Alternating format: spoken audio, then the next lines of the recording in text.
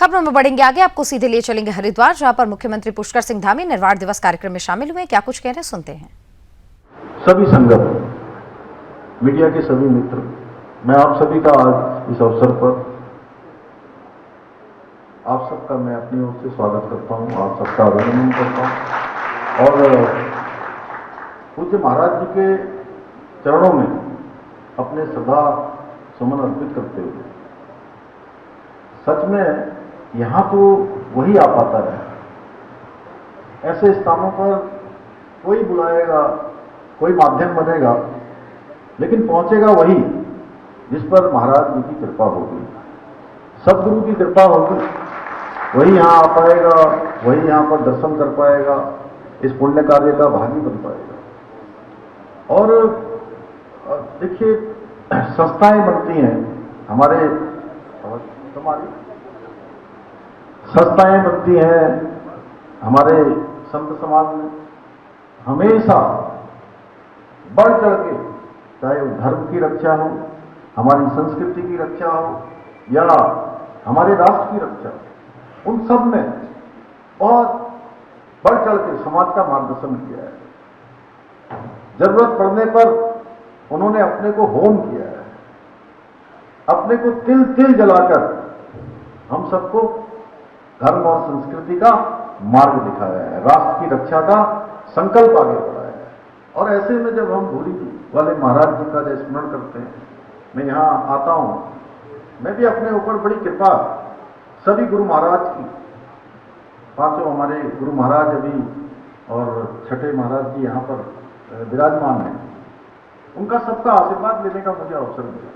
मैं आनंदपुर साहब भी गया और हर बार ये ऐसा लगता है कि जब भी यहां पर ये स्मरण दिवस होता है, इतनी संगत आती है पूरे देश से, तो भगवान भी प्रसन्न होते हैं।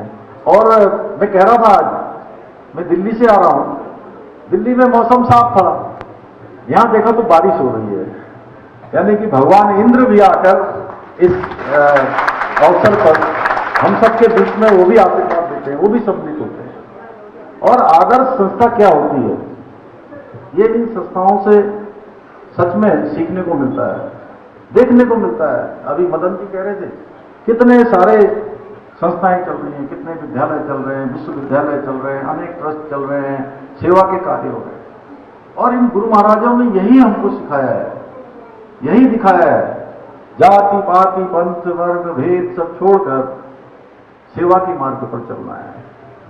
उन लोगों की सेवा करनी है जिनको जो है वास्तव में सहायता की आवश्यकता है, आगे बढ़ने के लिए जिनको मार्गदर्शन चाहिए, जिनको शिक्षा चाहिए, जिनको संस्कार चाहिए, वो सारे के सारे काम पूज्य महाराज वेदांताचार्य चेतनानंद जी महाराज के मार्गदर्शन में पूरे देश भर के अंदर हो रहा है।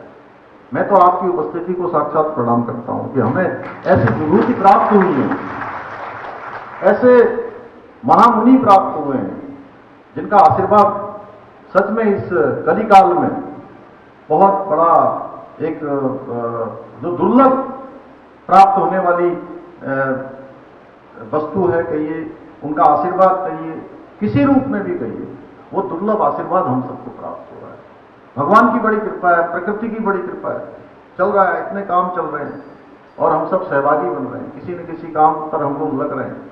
और आज देश के अंदर एक हमारा जो सनातन है, जो हमारी धर्म की पताका है, संस्कृति की पताका है, उसका पुनर्जागरण हो रहा है, उसका स्वर्णिम काल आया है।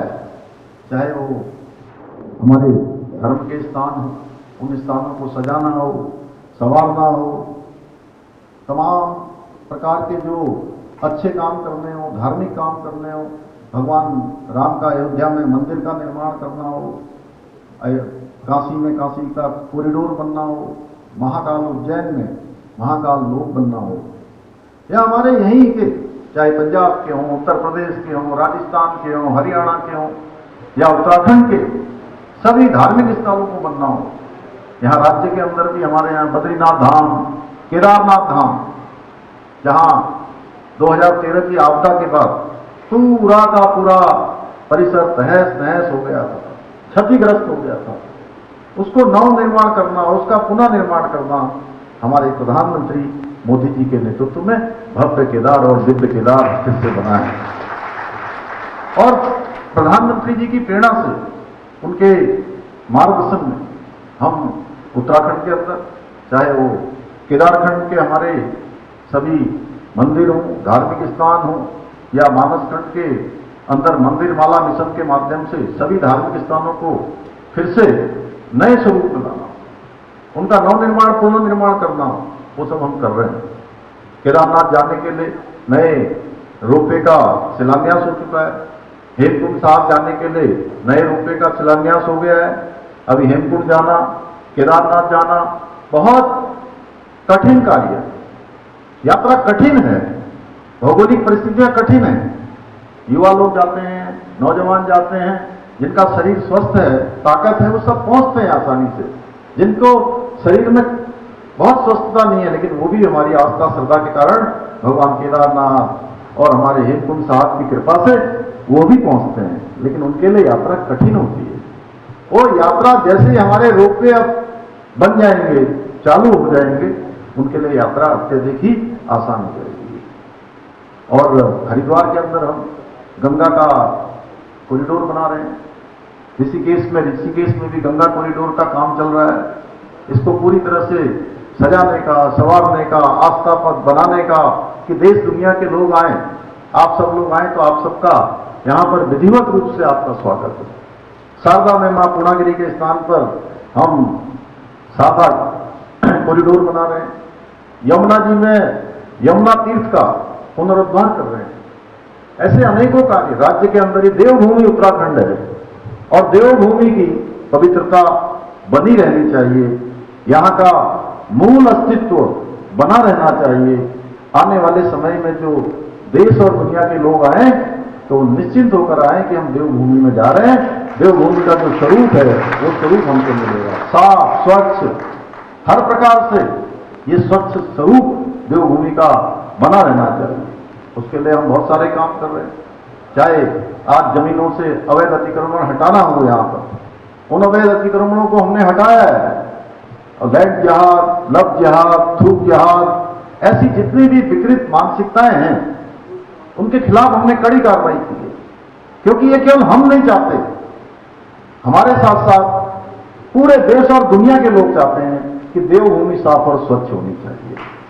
और इस काम को हम आगे बढ़ा रहे हैं, क्योंकि सारे सनातनियों का हम पर विश्वास है, आस्था है, श्रद्धा है। यहाँ पर हमने ऑपरेशन कालनेमी चलाया था, वो इसीलिए चलाया कि छद्म वेश धारण करके हमारे धर्म के मार्ग पर कोई बाधा न उत्पन्न करे।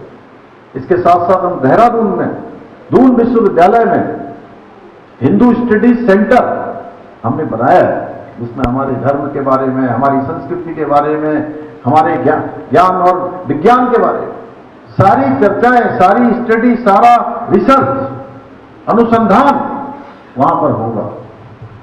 इसके साथ ही हमारे प्रधानमंत्री जी ने बाबा केदार के धाम से एक उद्घोष किया था, उनके मुंह से शब्द निकले थे कि ये 21वीं सदी का तीसरा दशक उत्तराखंड का होगा।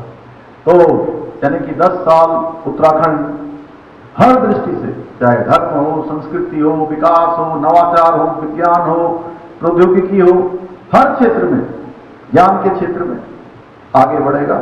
उत्तराखंड हिंदुस्तान के श्रेष्ठ राज्यों में होगा, उसके लिए हम सब काम कर रहे हैं। और पूज्य महाराज जी का मुझे बहुत आशीर्वाद और बहुत ही जो है उनके द्वारा मेरा मार्गदर्शन किया जाता है, हमेशा हमें बताया जाता है सच में